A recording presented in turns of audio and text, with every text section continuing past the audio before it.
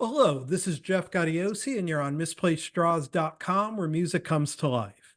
And one of my guests today was on the site back in 2021 when his band Budderside released their record Spiritual Violence.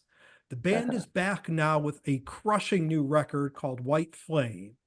From Budderside, please welcome vocalist Patrick Stone and joining us today, guitarist Sam Bam Koltun. Welcome, Hey, guys.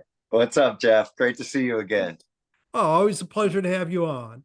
And now, when we spoke last time, we talked a lot about the major lineup shift between the first and second records.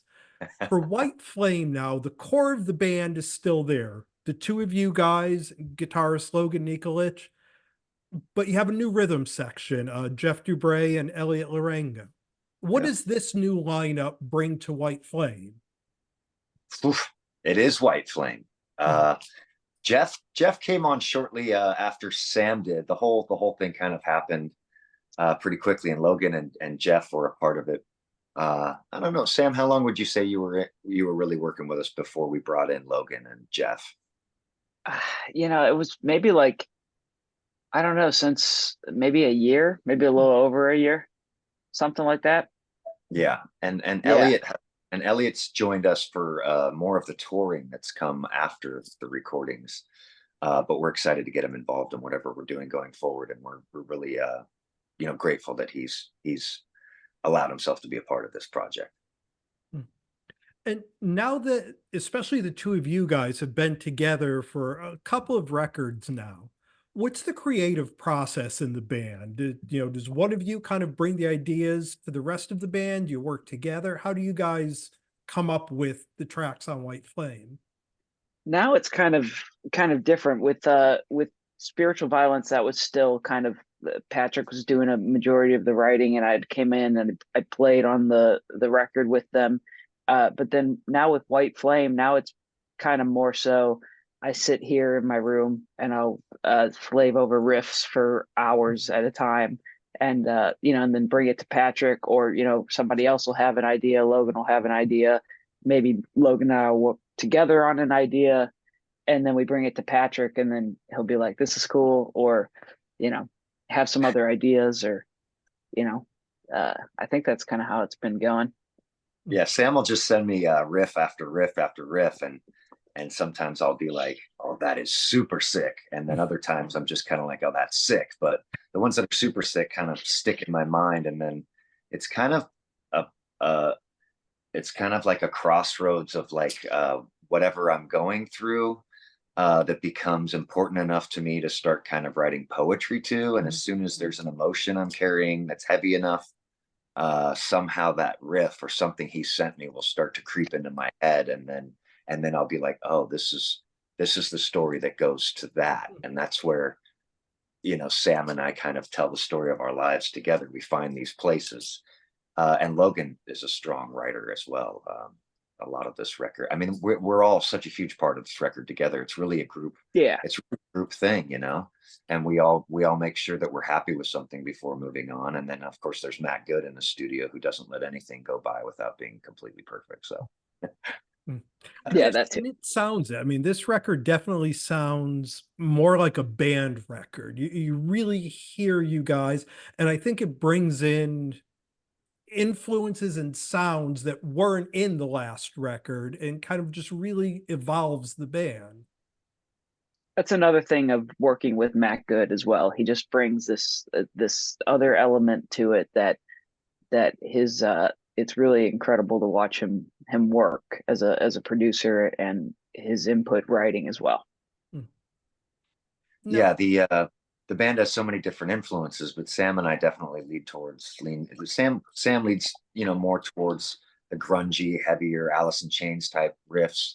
I grew up in a completely different environment with all the hair metal and shit, which I'm happy to put as far behind me as possible, but it seems to stick. Mm. And you have to appreciate the Sunset Strip and everything that had to offer. Matt has this really emo based, from first to last band that he was in. So he brings a lot of this emo culture to the sound. And then Logan is, fanatical about Bring Me the Horizon and a lot of the new, electronic based rock and metal. So there's just all of these influences coming into one place. And since we love each other so much, we just allow every idea to come in, and we all try to make everything work. Nobody really argues about anything. We're just excited to like meld all of the colors into one. And usually it ends up dark and black. Now, the record is out, but over the past couple of years, you guys have released a series of pretty amazing videos to go with a lot of the songs. My favorite, of course, the Scooby Doo inspired ghost lighting. But talk a bit about what goes into the concepts. And you guys have really made like mini movies. These aren't just, your typical lyric video. Yeah. I call Patrick Allen Spielberg. Right. Yeah, I get fixated on an idea, and we definitely learned this week, I learned, this week, thanks to my band members, that sometimes the fire under my ass I let get a little bit hotter than I should. And I run so fast once I get an idea in my brain. And with the videos, I think they just let me kind of go crazy. And of course, we share every idea, and of course, everything has to be agreed to by the band first. But the ghostlighting video, I have to give credit to our former bass player who's moved on, but he had this crazy sense of humor, and we all agreed that like everything's been so serious and we're always so serious. Why not do something that's a little funny? Sam always wanted to wear a dress, so we put him in one funny. And, Logan, you got it wrong. Logan's always Logan wanted to wear surprisingly actually was the one who enjoyed it the most. I think he's more in touch with his feminine side than any of us had ever anticipated. But yeah, you learn a lot. The ghostlighting video, probably my favorite of all of them, and at the same time, it's just that intro is a little bit cringy for me. I took my stab at script writing, and I think the intro was a little bit long. It takes a little long to get into the video, but I think it was also supposed to be cheesy, though. I mean, obviously, was. Yeah. But we're not. Well, other than Patrick, we're not actors.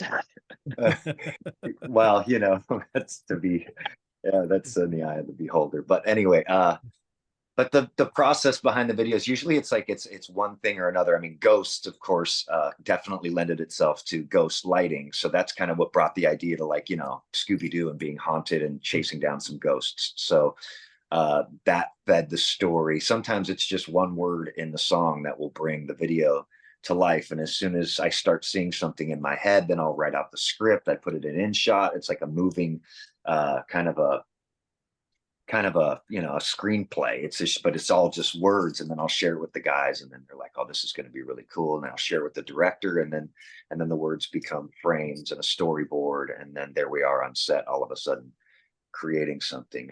Too Far was definitely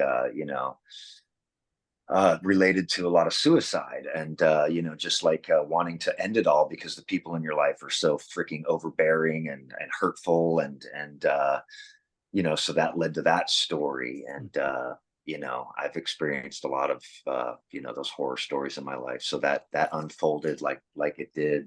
Voices was kind of an homage to my father and to our friend Rob, and our favorite place was Lake Tahoe, so that's where we ran up to Lake Tahoe to film up there.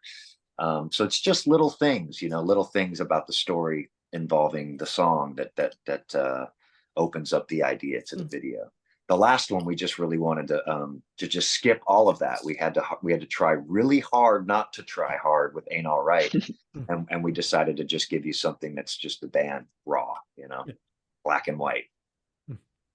And now, mentioned how a lot of these songs have been released over the past 2 years or so.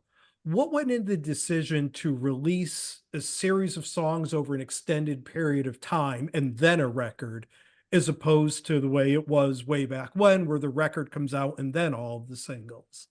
We were kind of just talking about this last night too, and it's kind of the fact that each song gets to have a life for a little bit, right? So you put it out and everybody's able to enjoy it for a while. The focus is on that song for a little while, as opposed to just putting out the record and all 12 songs just go out and then that's it. So I guess that's kind of what we've been going with. again with the advice of some people that have been helping the band out. And but I guess seeing it in that light is that each song kind of gets to have its own life for a little while. Yeah, and we're also slaves to, the system now. It's not like it was. If you throw an album up on Spotify, they only allow you to highlight one song. So it's like you can't really push something for more than, how many days in a row can you be hounded with oh, we have a release, oh, we have a release, oh, we have all week long. I feel like by day 3, people are kind of just like, okay, you've got a release, you know what I mean? Yeah. And it's like, if you didn't latch onto it, then you kind of have to back off. And putting out one single at a time enables you to really highlight, the importance and how much that track means to you, and let everybody else absorb it before moving on to the next one. So it's kind of, you're at the mercy of how the system works, and at the same time, I think it's the best thing that's ever happened to music, because every single should be, there's just, don't put out garbage. I think every song should be a hit. Every song should be, there's so many bands out there just throwing, stuff against the wall and seeing if it sticks. And we're not like that. We like to, every song to us is an entire album. There's so much meaning in every song. We just want to share it with everyone for as long as possible.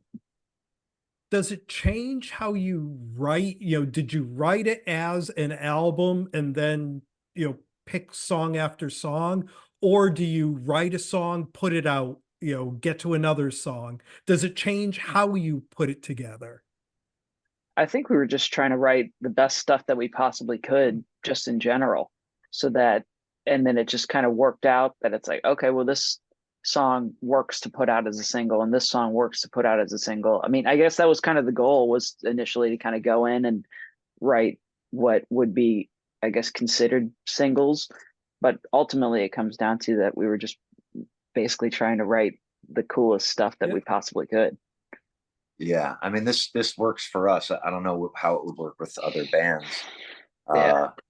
I just, how much time do you have to write? So when you're writing, it's, I think Sam, Logan, Jeff, and Elliot also, of course, Elliot, it's just, there's a bar that we've set for ourselves, and we don't let something, get recorded unless it's up to that standard. So yeah, we've ended up with, the reviews that are coming in for this record are just, they blow my heart apart. People are in tears. It's 12 out of 12s, 5 out of 5s.